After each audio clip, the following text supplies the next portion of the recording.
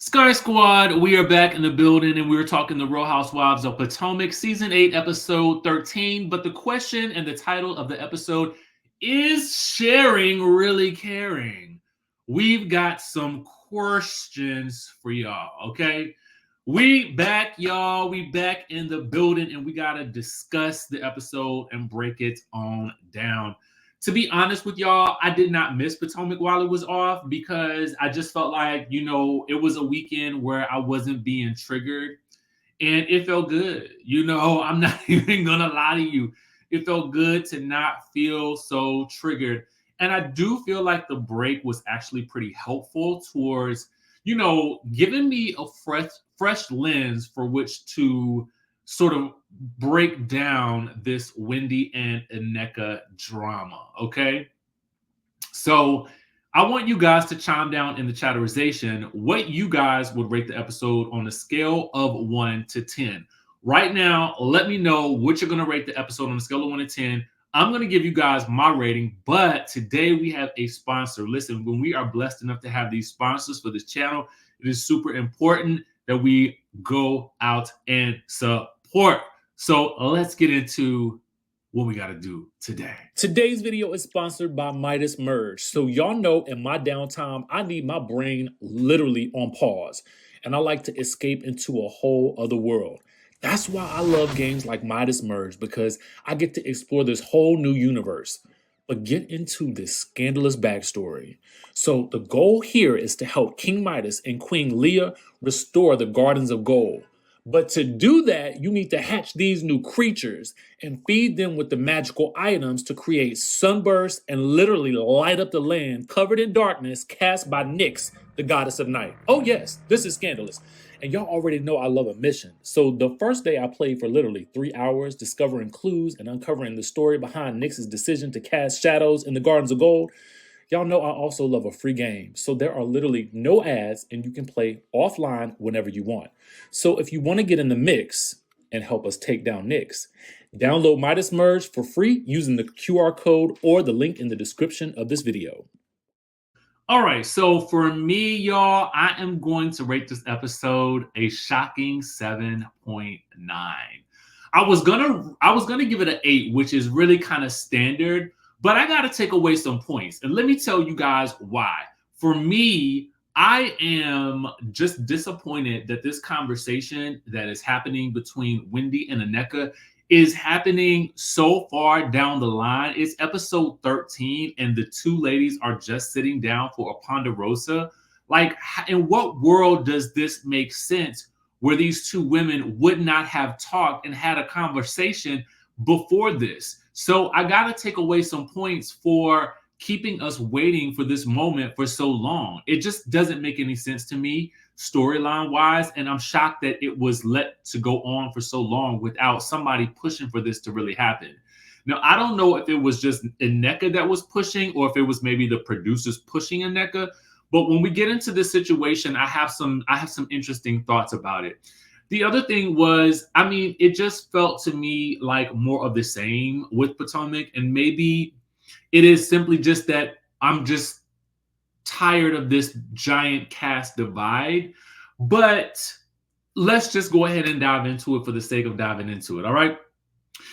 So the first thing we see is Mia at home with Gordon. I feel like we're being teased with this potential of these two divorcing, but much like Drew and Ralph, with the way the story was led and sort of dropped in breadcrumbs, I feel like they're consistently burying the lead a little bit, or maybe it's that the actual things that really led to the divorce or the impending divorce or whatever is happening only happened at the end of the season.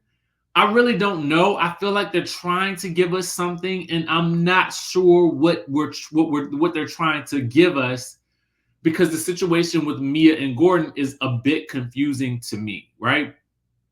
Maybe it is confusing because of their whatever their agreements are in their marriage, and every marriage has their own agreements, right? I just kind of feel like when there is a younger person marrying a much older person, there probably definitely should be some agreements about how things could, would, and maybe play out in the future, right? So, they recapped the Happy Eddie event. She purposely left out the part of her conversation with Karen where, Karen, the reason why Karen called her a trick, which was that she was allegedly dating some or messing around with some rapper. She left that part out of the conversation. I did note that, just as somebody who is moving into a new space, Mia might have downsized, but Mia's taste remained the same. For me, I really enjoy the aesthetics of Mia's home. It is visually stunning. So even if they did downsize, I feel like she never lost whatever sense of style she has when it comes to the home decor. It's beautifully decorated. One of them, I mean, honestly, like when we see the homes on Potomac, I mean, they're pretty nice, but it's just I just felt like Mia's was really, really well decorated. Ashley stops by for some Coronas and limes. Mia does ask about the divorce and relays that Gordon said that for them, because Ashley and Mia are in very much a similar situation, wherein they are two younger women who married much older men, which also is the same for Karen, to be quite honest with you. So, what I found fascinating about this show that I really never thought about was this idea that really Potomac should be the quintessential Housewives franchise because you have these women who are married to these powerful men, or in varying degrees of power, I guess I should say, because we do know that Ray had the tax issues, which many many rich people have, okay, or some of some sort. Then you have, Michael, who was more riddled with scandal than anything else. But what they never really touched on was exactly how wealthy Michael really is. And then when you think about the situation with Gordon, I never put it together. Like you have three women on this show who are married to much older men. Did y'all ever put that together? It never really like occurred to me in that way until I was just talking about it just now. Anyway, I digression. All right, so Ashley reveals that she feels secure, I guess, still being tied to Michael in some way, shape, or form because she and her mom had been kicked out on the streets. So I guess they had gotten the eviction, okay? And Ashley arrived home to see her mom's, their stuff out on the streets. That's got to be difficult, baby. That's got to be difficult. When I think about my time in I think about my time in LA, and I think about the idea that for as difficult of a time as I had, there was a time period before I got my apartment that I felt like I was on the verge of the being homeless, right? But when I did end up getting my apartment, and that's a whole nother backstory. Go to my personal channel if you want to hear more about that. But I remember thinking to myself, I don't care what else happens. I have got to always be able to pay my rent because the last thing that I want to do is, and I know it takes a very long time for people to get to that eviction stage, but baby, let me tell you something. The last thing I could do is have my stuff sitting out on the streets. But chime down if you've ever been evicted. I mean, listen, I feel like on this channel and in this community, we can talk about the L's that we've taken and it don't really have no effect or impact on us. In fact, yesterday's story, when we talked about Portia and Simon, a lot of people were in the chat saying, well, this stuff happened in the 80s. So, in the 80s and early 90s. So does it really count anymore? Because he could be a completely different person now. Which that could be true. That could totally be true. I don't discount that, but I think it's just reading about it all is just a little mind blowing, right? So I say all that to say, to me, this is probably one of the more interesting things that I've learned about Ashley on the show. And I say on the show because to talk to Ashley in person is just a different vibe. Like Ashley in person, which is why I can see why so many of the cast members, even if they go at it with her, they still end up liking her because Ashley, as a real person, is very cool, chill, and there's an attractive, sexy, um, just effervescence about her in real life. I don't know that that comes across on camera, but I will say that it was nice to hear her sharing such an intense backstory, some of which we've heard before. But to go into it more, I just felt like this is very fascinating, specifically in light of the fact that Mia too had to go through a downsizing in this whole situation where Ashley has come to visit her. So yeah, I mean, when I think about it, this episode really wasn't that bad. Anyway, we're reminded that that Robin is inviting everybody down to the Dominican Republic, where Curtis dwells. And Robin just wants everybody to have fun with no forced conversations. Finally, all right. Down to the Baltimore, Nneka is sashaying into the restaurante to meet with Wendy, who also is sashaying into the restaurante in her cat-eyed sunglasses. I will say from this conversation that I do feel like Nneka wants to move forward. Whether that was producer driven is left to be determined. Maybe we'll find that out at the reunion or not. But whatever the case may be, somebody at least had to have the wherewithal in this situation to have some type of dialogue in a private setting to move forward, because these group conversations, they never really seem to get anything accomplished unless maybe you had somebody who was a mediator who could really sit down with them and really help them hash through things. Personally speaking, I feel like Candiace would have been a good person to do that.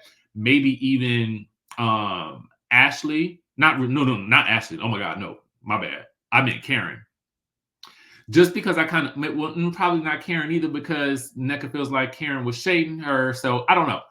But somebody, I do think maybe Candiace could have been a really good mediator in this conversation, because she, I think, would like to be cool with both of them. But I don't know how that would have been received by Wendy. So that's another thing.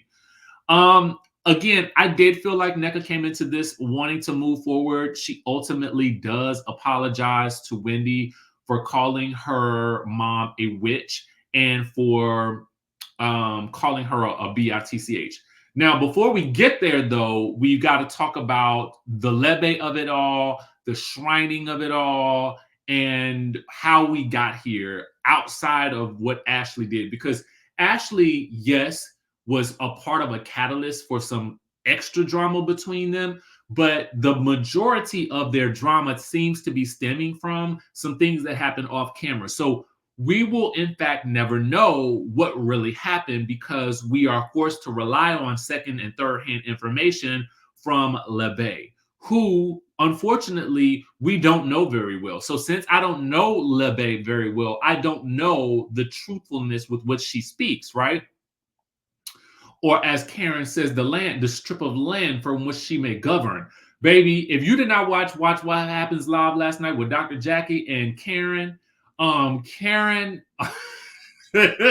Karen said something so epic about Nneka having a strip of land in North Potomac from which she may govern. So yes, in that case, she could be the grand dame of that strip of land in North Potomac, baby.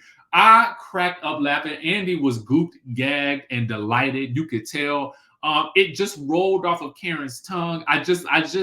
Karen is so crazy to me, and I lap it up because I need that level of fabulosity and fun on this show. And Karen is stranger than fiction. She is.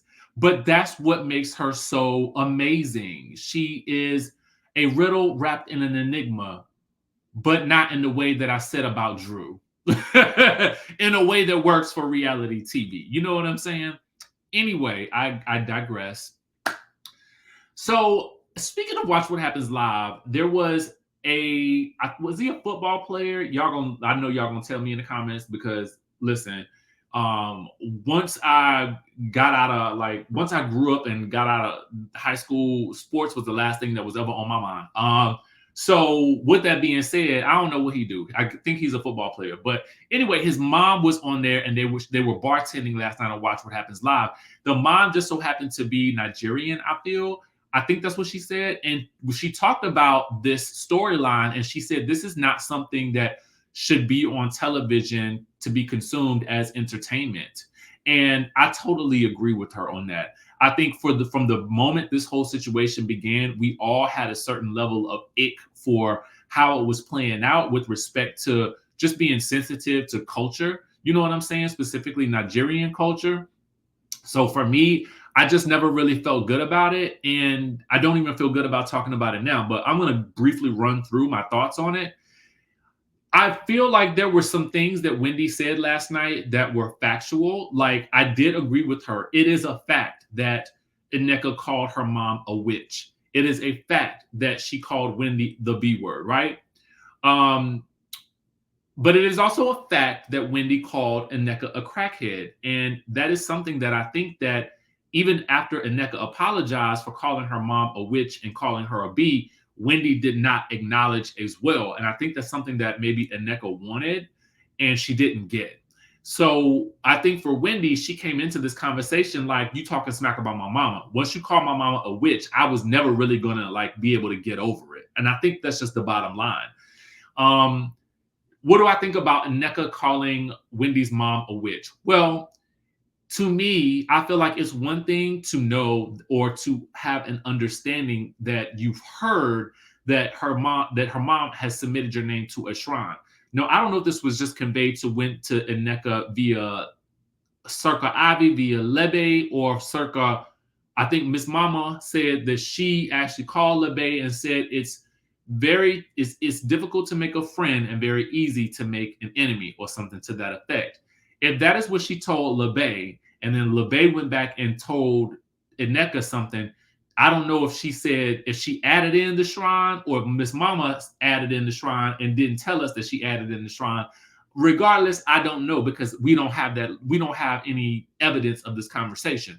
So again, it is fact that Nneka called Wendy's mom a witch, but I think what maybe should have happened is if they were able to have a conversation one-on-one, what Nneka could have done was simply say, listen, I was told that your mama submitted my name to a shrine. Now, listen, I'm not necessarily sure why this is, but it's concerning for me. And can you make sure that she is not doing this?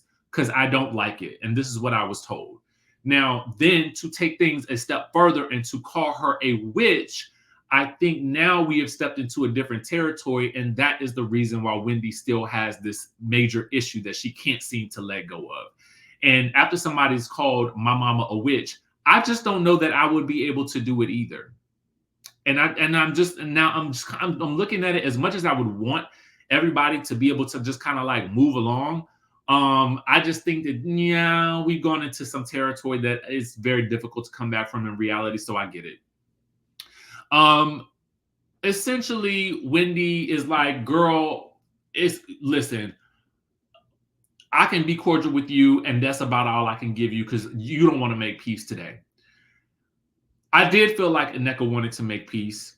I don't know that anything she would have said at that point could have made Wendy feel any better about the witch of it all. But there were also some things that Wendy never also should have said, like calling her a crackhead. Anyway, when Wendy walks off, Nneka breaks down into tears, and I did feel right bad for her because, y'all, I'm a Cancer, and so, I'm a Cancer and I'm a man, and I am of the gay. So when I see a woman cry, it just be like, I'm about to get out. I'm about to go get some tissue myself, okay? Because I just can't take it. You know what I'm saying? So I don't know. Y'all let me know how y'all feel. Because she talked to the producer. She, ended up telling the producer, get this mic off me, get the mic off me. And so she was like, basically, I wanted to apologize. That was the reason why I was asking earlier. Was this like a forced apology or what? Anyway, moving right along, Candice and Chris, they have some intense conversations about, obviously Candice is so busy. Candice has bought this purse that, she hasn't opened the box yet for about 2 weeks, but when you got the coin, they're making your size. And so then there's some talk about the IVF, and he wants her to get back together with starting the family, and she's got the tour and do all the things. And it just always feels to me, especially in this season in particular, that Candice and Chris are on a different show called Making the Band or Making the Star. You know what I'm saying? Like, and then honestly, to be perfectly honest with you, I do feel like, really, Candice, while she does have the lifestyle that I think it would be that I think it's required for this type of show, I just feel like she doesn't need the show anymore. That's how I feel. I feel like she's entering this stage where she is doing the acting and the singing and all of the things, and I just don't know that she needs it. Especially for where the show currently resides in the landscape of pop culture. It just feels so toxic, and it feels like she's beyond the toxicity at this point, as evidenced by what we'll talk about later. We do see Grace graduating. Jamal is back, for which he said he would never be back on this show, right? Or at least that's what I thought he had said. So anyway, we see much of Grace's graduation via Gizelle'S home video footage. Robin then meets with Nneka and Mia for shopping before the girls' trip to the Dominican Republic, to where the Curtis resides. And so Robin wants to know how Mia and Karen are, and Mia feels like they're fine because Karen is fun, and she only gets rowdy around Wendy.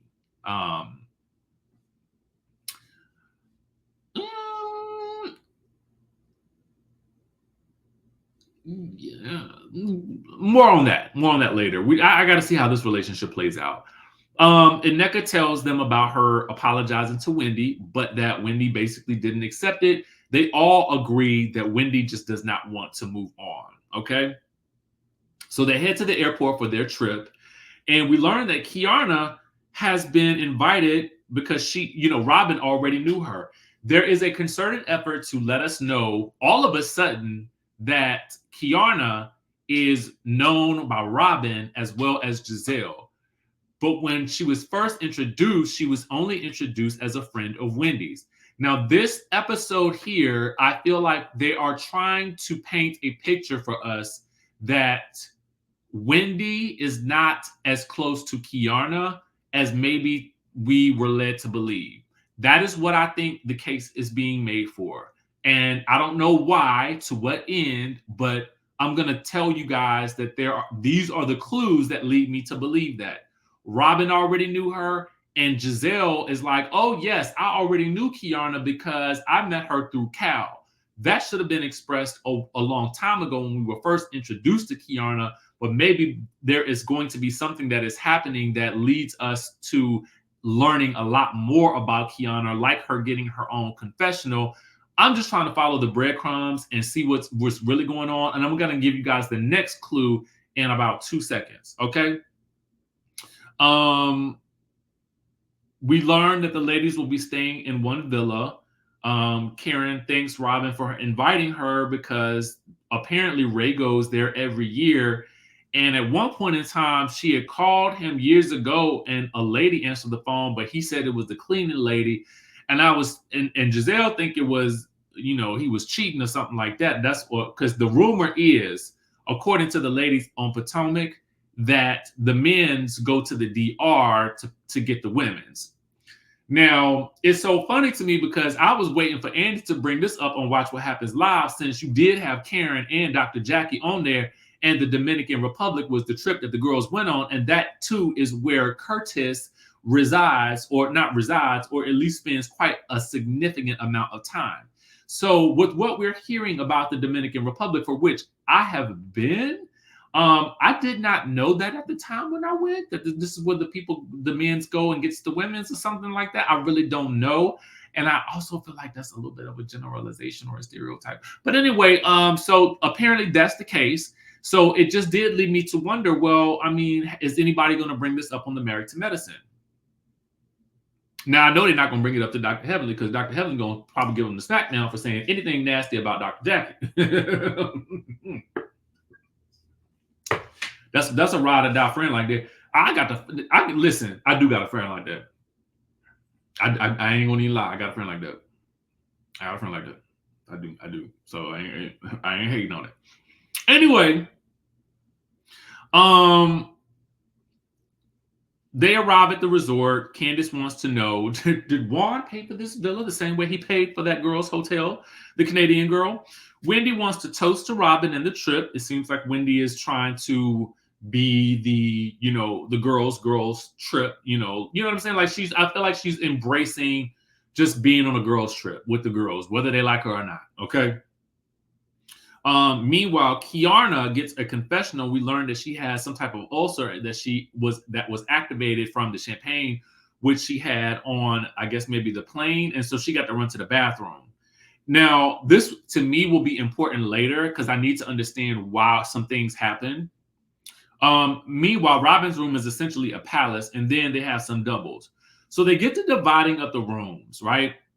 Well, Robin is giving everybody rooms. And I'm a little murky on the math of it all, so please forgive me. But what I do know is that she wants to give Karen the experience that she's never had, and she gives her a double room because she feels like her and Gizelle have had to share rooms on multiple cast trips, which I can understand. But I also feel like when we are trying to establish an air of fabulosity, to be honest with you, I feel like I'm just not gonna room with nobody. And maybe that's what happened with Wendy later, which we'll talk about.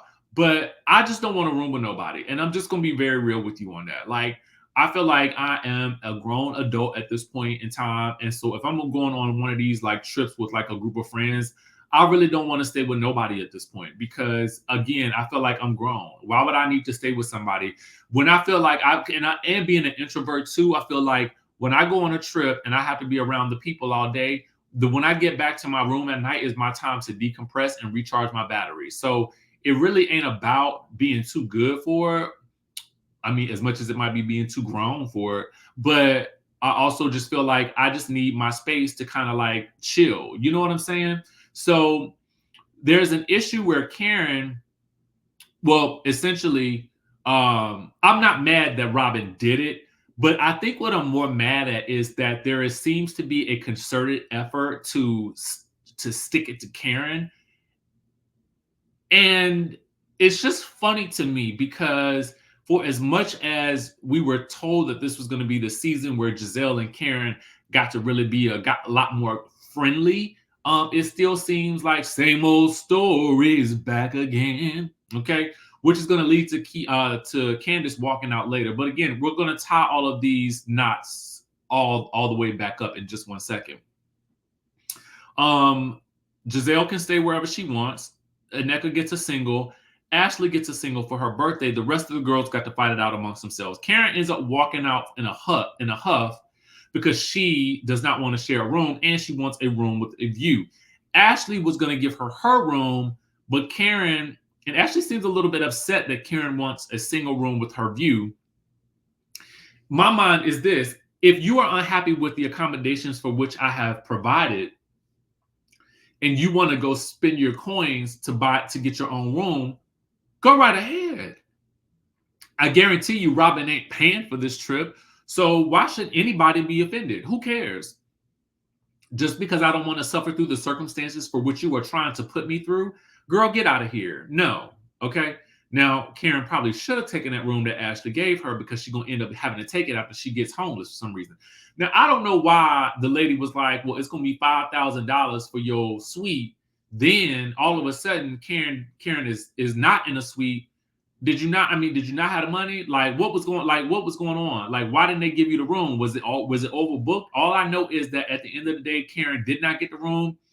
And so then Ashley is like, okay, fine, I'll stay with Mia, and then you can take the room that I had. So she's back in the same situation she was in, which is kind of embarrassing. But anyway, Robin, for some reason, takes it upon herself to then say, well, you owe Ashley an apology. And it's like, girl, they have already settled this thing on their own. You ain't got nothing to do with it. And for somebody who is so dead set on wanting to have a stress-free trip, you are inserting yourself in some drama that does not even it doesn't even regard you.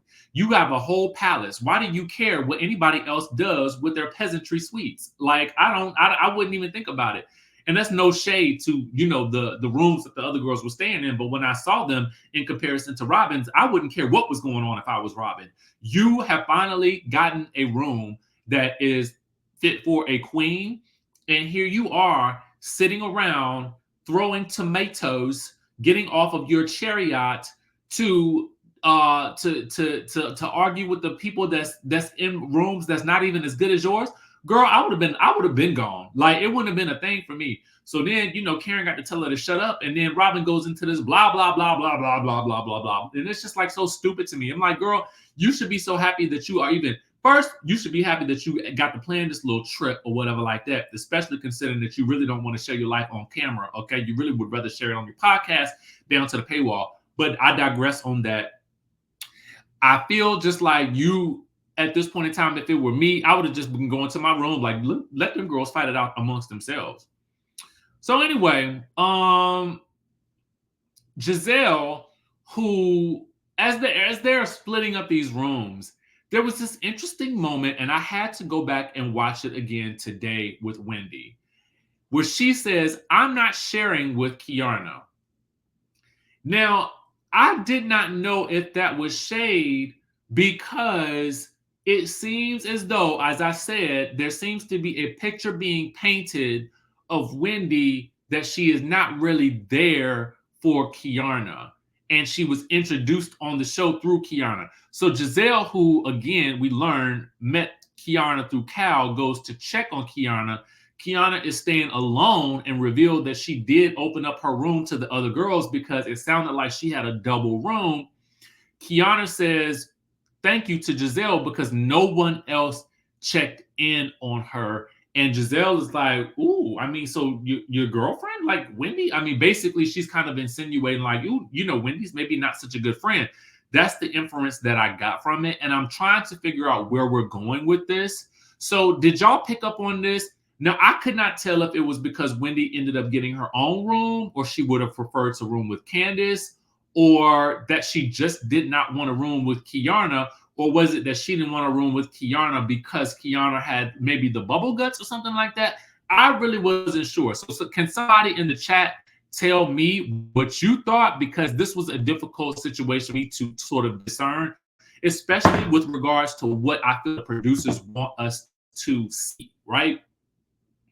So then Gizelle tells Robin and Ashley and Mia that she's going to crown Nneka the new Grand Dame of Potomac, but she feels like she can do that because she gave Karen the Grand Dame title. So it's time for the special presentation, I guess, before they go out for dinner or whatever they're about to do.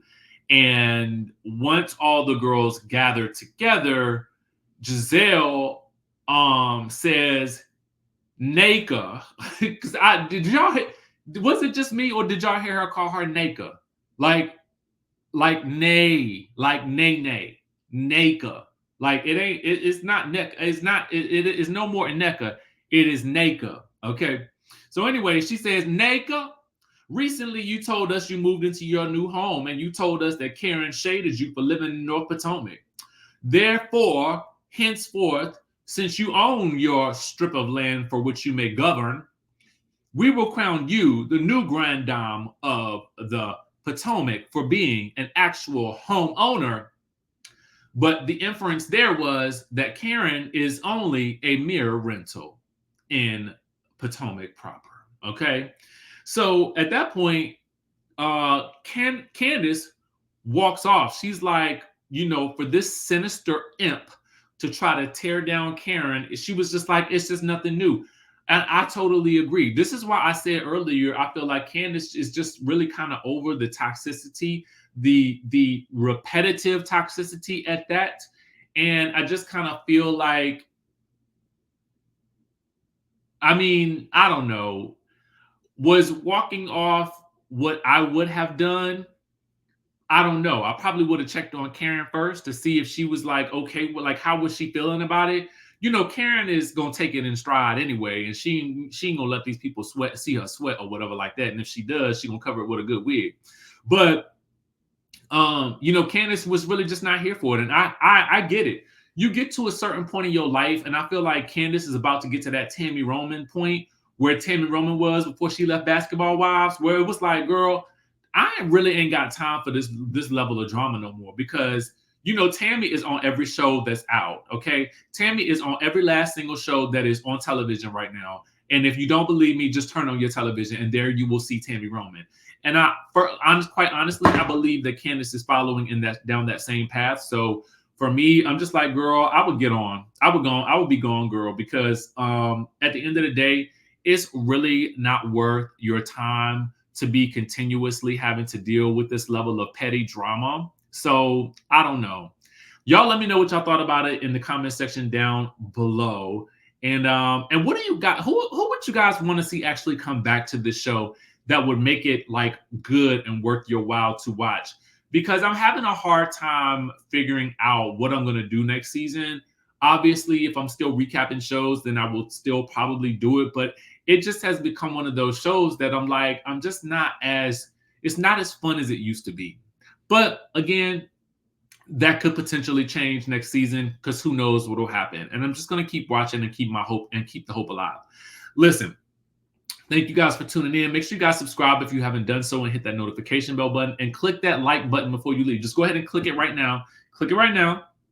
And be sure to download Midas Merge for free via the link in the description of this video, or using the QR code that you guys can see right here. And with that being said, I will catch you all in the next video.